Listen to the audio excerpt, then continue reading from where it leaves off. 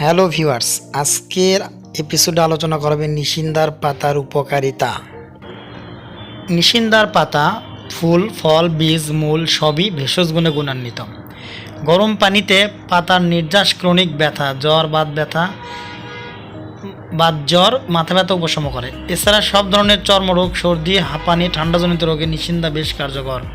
কোথাও কোথাও নিশিন্দা পাতা সিদ্ধ করে ওই পানি দিয়ে শিশুদের গোসল করানো হয়। নিশিন্দার পাতা নিয়ে কিরণচন্দ্র রায়ের কণ্ঠে নিশিন্দা তিতা তিতা পানের খড় গানটি শুনতে বেশ ভালোই লাগে। আবার নিশিন্দার নীলচে বেগুনি ফুল দেখলে চুলে গুজে দেওয়ার ইচ্ছাটাও মনে জাগতে পারে অনেকের।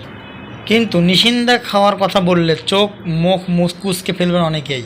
তবে তিতা স্বাদে ভরা নিশিন্দার গুণের কারণে এর কদর যুগে যুগে সমাদিত। নিশিন্দা গাছের পাতা, শিকড়, ফুল, ফল সব কিছুই উপকারী। খুঁজলে দেশের সর্বত্র এই গাছের সন্ধান পাওয়া যাবে। আসুন জেনে নিই নিশিন্দার গুণগুলো সম্পর্কে। নিশিন্দার ঠান্ডাজনিত রোগে বিশেষ কার্যকরী।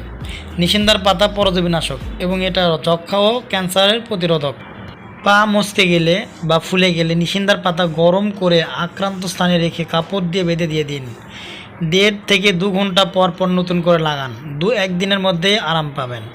শরীরের কোনো স্থানে টিউমার থাকলে নিশিন্দার পাতা বেটে গরম করে প্রতিদিন লাগান। কয়েকদিনের মধ্যে ফল পাবেন। রান্নাঘরে পোকার উপদ্রব হলে নিশিন্দার ডালপালা রেখে দিন, পোকার আনাগোনা কমে যাবে।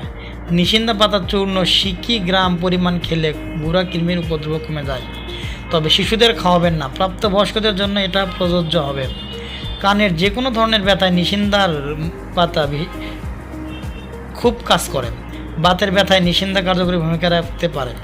কানে কোনো রোগ থাকলে নিশিন্দার পাতা রস কিংবা পাতা বেটে তেলে পাক করে সে তেল 1 থেকে 2 ফোঁটা করে কানে লাগান।